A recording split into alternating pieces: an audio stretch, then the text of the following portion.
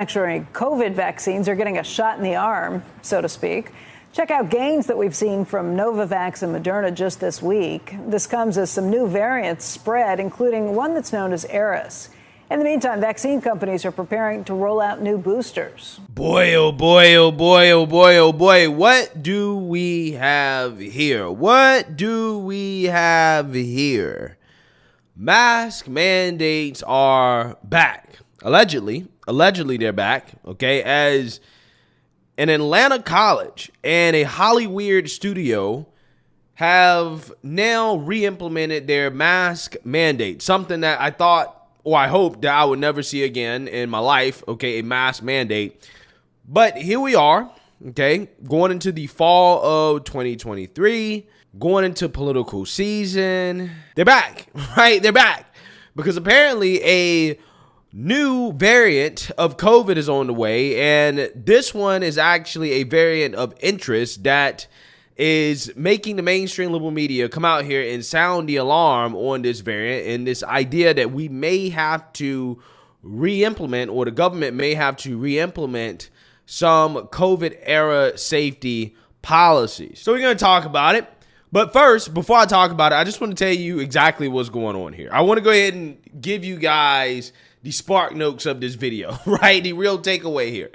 What's happening is that you have Pfizer, which is down 23.27%, struggling, right? Struggling.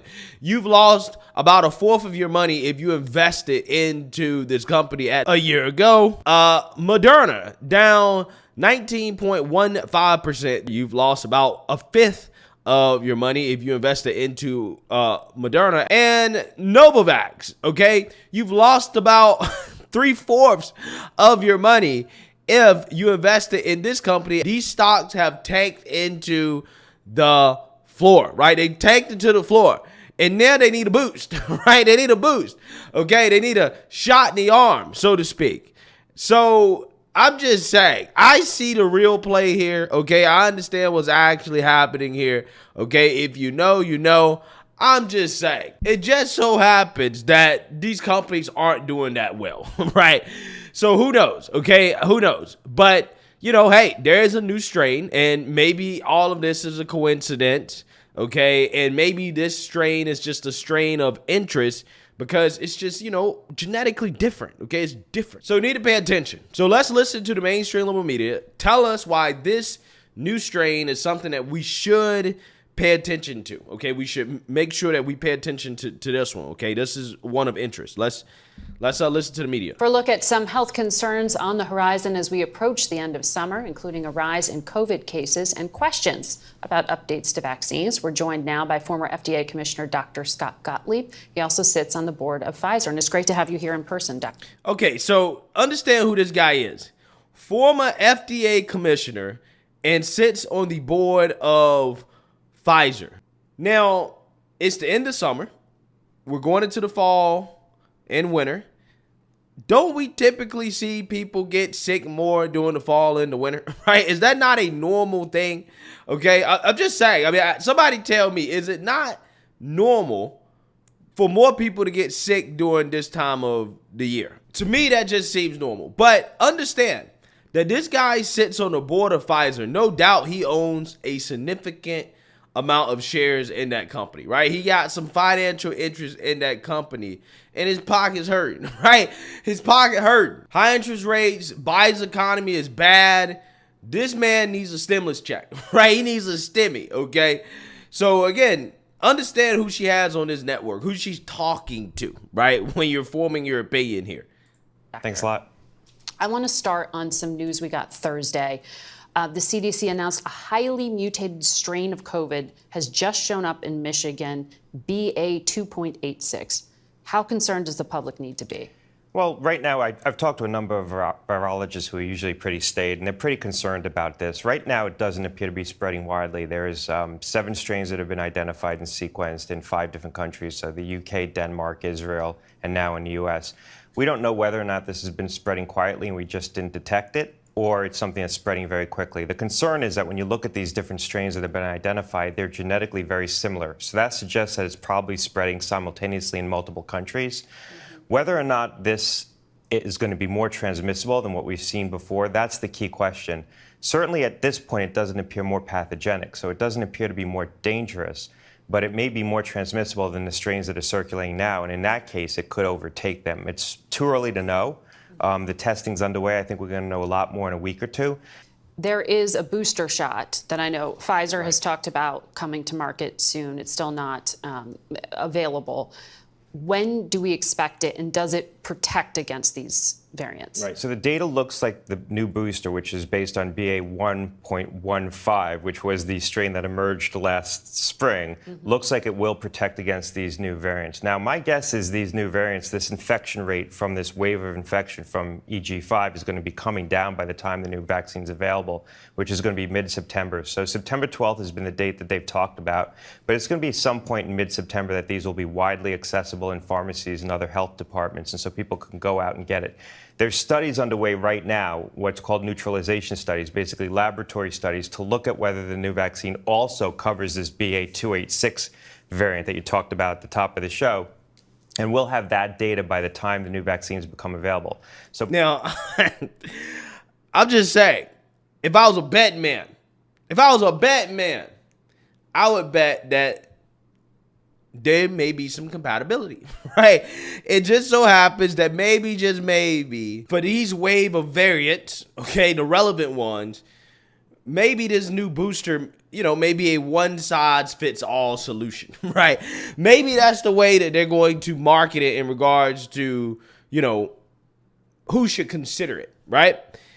I'm just saying, man, could be a play, right? Could be a play. I don't give investment advice on this channel, but if I was a betting man, maybe, just maybe, Moderna, Pfizer, Novavax, at least in the short term, that is, right? At least in the short term, could be a play, right? A quick flip, okay? Based off whether or not this new vaccine is going to be compatible with this new variant, okay, that they're warning everybody about, right? I'm just saying. So speaking of money, let's actually listen to a more business perspective in regards to what this means for the vaccine companies, because again, they need this, right? They need this stimmy. Stocks of companies that manufacture COVID vaccines are getting a shot in the arm, so to speak. Check out gains that we've seen from Novavax and Moderna just this week. This comes as some new variants spread, including one that's known as Eris. In the meantime, vaccine companies are preparing to roll out new boosters. Joining us right now is Jefferies senior biotech analyst Michael Yee. Michael, what's happening here? A new strain that's out, and then the thought is that maybe some of these vaccine companies will get a little extra attention and more people actually taking the vaccines? Oh, well, it's great to be here, Becky, and I think you're exactly right. I think if you put it into context, the vaccine stocks like Moderna are down 75% off the top.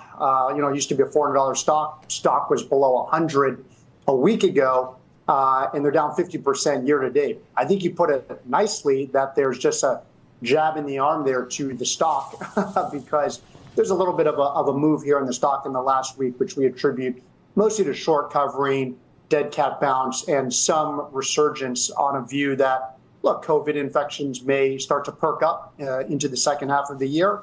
Obviously, the vaccines are going to start getting rolled out, and there will be jabs into mostly elder people. And so people are starting to look back at some of these stocks, which are down huge year to date. Would you trade into any of these stocks just based on the COVID idea, or would it take something a little more like other potential vaccines, other things that they are able to do before you'd get involved? Well, I think in the short term, I think it's certainly plausible that there's a bit of a rally. If you take a look at these stock charts, and I'm sure they're up on the screen, it has been a long and painful road down for those stocks. And I think people are looking to get back into some of this in the short term, mostly because there probably is going to be some more attention to this. And if in any case, in some people's minds, almost a hedge, on the winter or the second half, if something does break out. And these have been long and forgotten.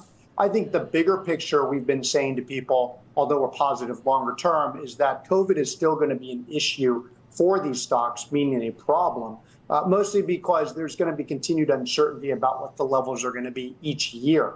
And I guarantee that after this season, people are going to say, well, where is COVID next year?